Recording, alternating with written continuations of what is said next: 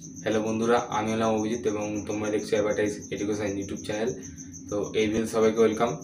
এই ভিডিওতে আমি বলবো যে কীভাবে তোমরা একটা ইফেক্টিভ নোটস বানাতে পারবে। তো নোটস মানে তোমরা অনেকেই হয়তো পরিচিত নোটসের সঙ্গে, যে নোটস এমন একটা ম্যাটেরিয়ালস, স্টাডি ম্যাটেরিয়ালস, সেটার মাধ্যমে তোমরা পুরো বইটাকে মানে পুরো সিলেবাসটা কিছুক্ষণের মধ্যেই রিভিশন দিয়ে নিতে পারবে। তো এছাড়াও নোটস অনেক কাজে লাগে প্রিপারেশনের সময়। তো এই ভিডিওতে তোমরা অবশ্যই পুরোপুরি দেখো, ভিডিওটা খুব হেল্পফুল ভিডিও হতে চলবে তোমাদের জন্য। আর পারলে তোমরা একটা খাতা আর একটা পেন নিয়ে বসো, যাতে তোমরা বুঝতে পারবে আমি যা বলবো, তোমরা লিখে নিতে পারবে। তো আমি যেই সব জিনিসগুলো বলবো সেগুলো তোমরা যদি ফলো করো তাহলে একটা ভালো মতো একটা ইফেক্টিভ নোটস বানাতে পারবে। তো ভিডিওটা অবশ্যই তোমরা পুরোপুরি দেখো, আর চ্যানেল নিয়ে আসলে চ্যানেলটাকে অবশ্যই সাবস্ক্রাইব করে নিও এরকম ধরনের এডুকেশন টাইপের ভিডিও দেখার জন্য। আর একটা বিষয় হলো যে আমাদের চ্যানেলে কিউএনএ গ্রুপ তৈরি হয়েছে, তো তোমরা কিউএনএ গ্রুপে জয়েন হতে পারো। সেই গ্রুপে তোমরা আমার যেগুলো কোশ্চেন করতে পারো সেসব কোশ্চেনগুলো অ্যান্সার আমি 1K সাবস্ক্রাইবার্স যখন হবে আমাদের চ্যানেলে, তো সেই 1K সাবস্ক্রাইবার্স যে স্পেশাল কিউএনএ ভিডিও বানাবো সেই ভিডিওতে সেসব কোশ্চেনগুলোর অ্যান্সার আমি দিয়ে দেবো। তো তোমরা অবশ্যই জয়েন হয়ে যাও কিউএনএ গ্রুপে, যারা এখনো পর্যন্ত জয়েন হওনি। তো ভিডিওটা শুরু করা যাক।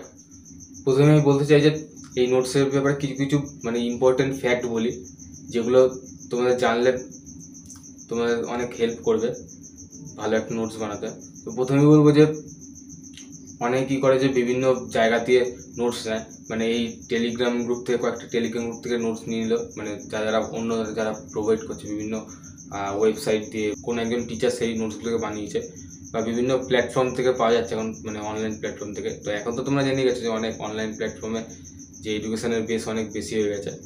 তো যাই হোক, তোমরা অনেক জায়গা থেকে নোটস মানে অনেক নিয়ে নিচ্ছে, মানে গাদা 10, 11, 12খানা নোটস একটা চ্যাপ্টারের জন্যই নিয়ে নিচ্ছে। তো এভাবে নোটস নেওয়ার কোনো মানে হয় না। মানে তুমি সেই নোটস থেকে যদি নাও আদৌ, মানে আমার মনে হয় না যে কেউ মানে ওভাবে পড়ে, মানে 10, 11খানা নোটস ফোনের মধ্যে বারবার নিয়ে যদি পড়ো আদৌ কোনো কাজ মানে ইফেক্ট হবে নাকি তোমাদের মধ্যে, সেটা আমি আদৌ জানি না।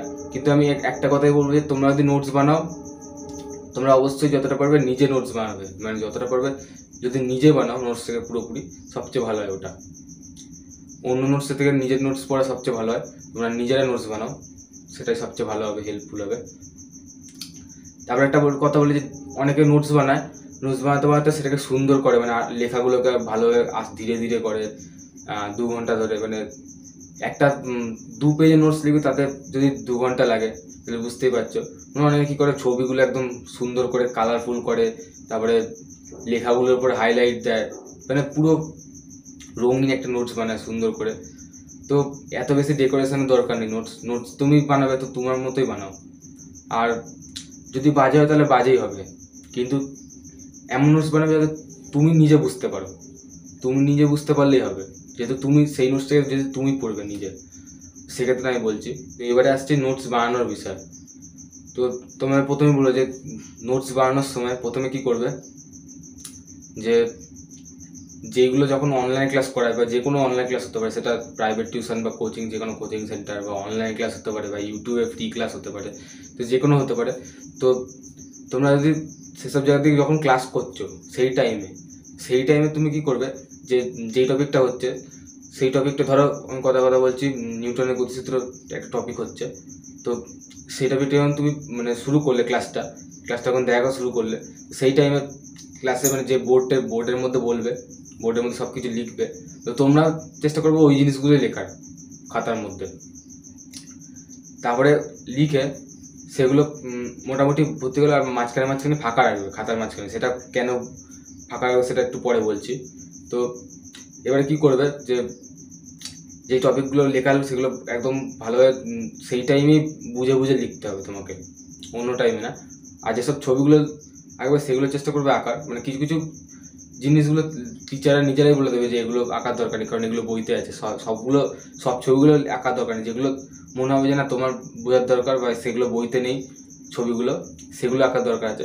তারপরে অনেক ক্ষেত্রে হয় যে টিচাররা বলবে যে এই কোশ্চেনটা ইম্পর্টেন্ট আছে, তো সেক্ষেত্রে তোমরা ওই কোশ্চেনগুলো সেই যে নোটসের ওপরের যে সেকশানে, মার্জিনের ওপরের সেকশানে, সেখানে সব কোশ্চেনগুলো লিখে দিতে পারবে তোমরা। তো এভাবে তোমরা মোটামুটি ক্লাস নোটস বানাতে পারবে। ক্লাস নোটসের ব্যাপারে আমি একটা নোটস দেখাচ্ছি, আমি নিজে বানিয়েছি কেমিস্ট্রি, দেখিয়ে দিচ্ছি তোমাদের। তো এখানে তোমরা দেখতে পাচ্ছ নোটসটা, আশা করি প্রবলেম হচ্ছে না। এখানে হচ্ছে সোমারফিল্ড তত্ত্বর একটা নোটস বানিয়েছি আমি। তো এক্ষেত্রে তোমরা দেখতে হবে যে এই যে নোটসগুলো বানিয়েছি, এই নোটসগুলো যে ইম্পর্টেন্ট যেসব পয়েন্টগুলো, মানে কিছু কিছু যেগুলো টিচাররা বলেছে, সেই মানে অনলাইন ক্লাস করার সময় সেই ইম্পর্টেন্ট পয়েন্টগুলো এইভাবে স্টার্ট দিয়ে করে নিয়েছি, স্টার্ট দিয়ে লিখে নিয়েছি এখানে। তারপরে কিছু কিছু ক্ষেত্রে এরকম ডায়াগ্রাম করে দেওয়া আছে। তারপরে এখানে দেখতে পাচ্ছি ছবিগুলো নর্মাল একদম এঁকেছি, মানে বাজেই হয়ে যায় ছবিগুলো। আর লেখাগুলো আমি খুব একটা, মানে আমার হ্যান্ড রাইটিং ভালো না। তো যাই হোক, এখানে তোমরা দেখতে পাচ্ছ এই জিনিসগুলো, মানে যেমনিভাবেই মানে বোর্ডে টিচাররা যেমনিভাবে করাবে সেগুলো চেষ্টা করবে নোটসের মধ্যে কপি করার।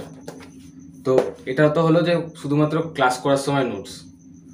এরপরে কি করবে, যেগুলো বললাম যে ফাঁকা রাখবে, যে জিনিসগুলো মানে পেজের প্রত্যেকটা পেজে নোটস যখন বানাবে, ধরো কথা বলছে যে কোনো একদিনে তোমার 2টো পেজের নোটস তৈরি হলো।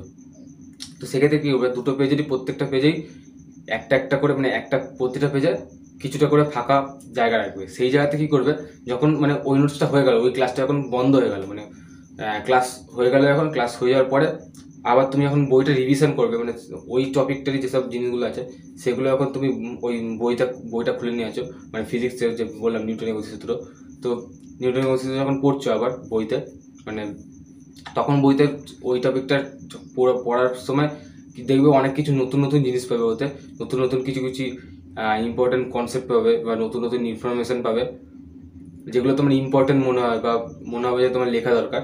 সেগুলো ওই যে পেজের মধ্যে, যেসব পেজগুলো তোমরা ফাঁকা রেখেছো নোটসের মধ্যে, সেই জায়গাতেও ওই ইম্পর্টেন্ট জিনিসগুলো লিখে রাখবে।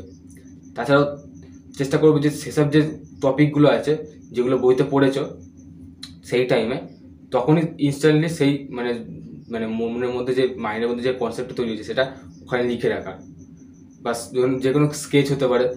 যেমন কথা বলছি, অনেক সময় কী হয় যে কেমিস্ট্রির ক্ষেত্রে ক্লাস 11 আমি আমার এক্সপিরিয়েন্স অনুযায়ী বলছি জিনিসটা, যে অনেক সময় কী হয় যে কেমিস্ট্রিতে যে ইলেকট্রন বিন্যাস আছে, ওই যে ইলেকট্রন বিন্যাস মানে বিভিন্ন মৌলের, তো সেই ইলেকট্রন বিন্যাসগুলো তোমাদেরকে নিজেদের প্র্যাকটিস করতে হয়, মানে বোঝার ব্যাপার থাকে, কনসেপ্টের ব্যাপার থাকে যে প্রতিটা উপকক্ষর মধ্যে কীরকম কতগুলো কক্ষক থাকছে, তারপরে কতগুলো মানে প্রত্যেকটা কক্ষের মধ্যে উপকক্ষ কীরকম হচ্ছে, তারপরে যে সাজানোর ব্যাপারটা, এগুলো সব থাকে। তো এগুলো তোমরা যে স্কেচগুলো তৈরি করবে নিজেরা, তো ওগুলো তোমরা ওই নোটসের মধ্যেই দেবে, কারণ ওই নোটসটা তুমি নিজেই পড়বে, মানে অন্য কেউ পড়বে না ওই নোটসটা।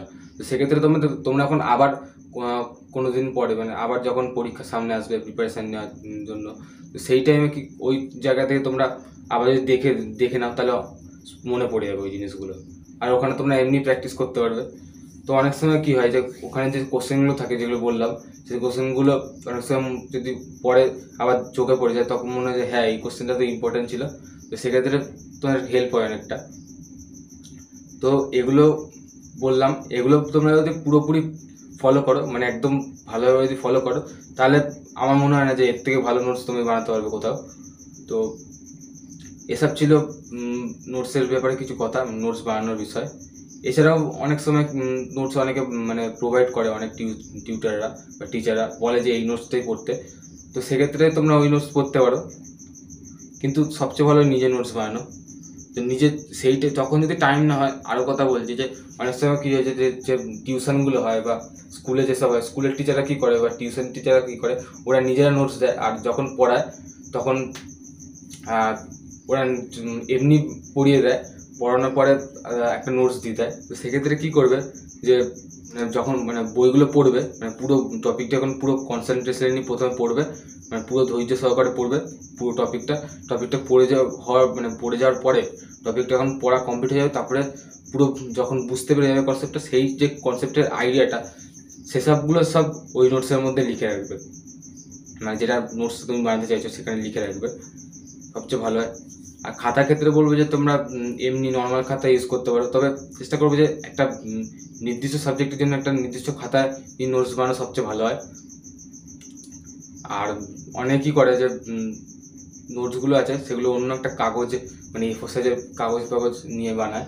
তো অনেক সময় এগুলো খরচা হয়, তো আমি বলবো যে বেকার এত বেশি খরচা করার কোনো দরকার নেই।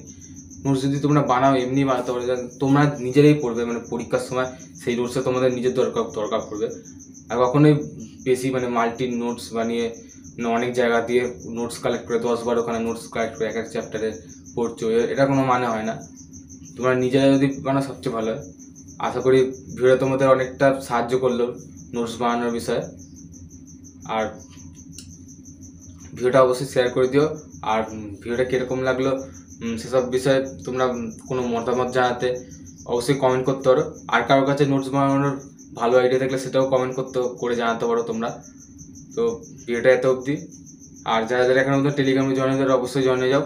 সেই গ্রুপে তোমাদের বিভিন্ন বইয়ের পিডিএফ দেওয়া হয় এবং তোমরা পিডিএফ রিকোয়েস্ট করতে পারো, সেসব পিডিএফগুলো তোমাদের দেওয়া হবে।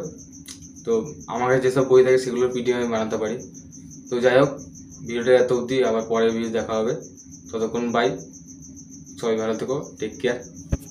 अगर कोई कर सकता है तो मैं क्यों नहीं, क्या है उनमें ऐसा जो मुझ में नहीं।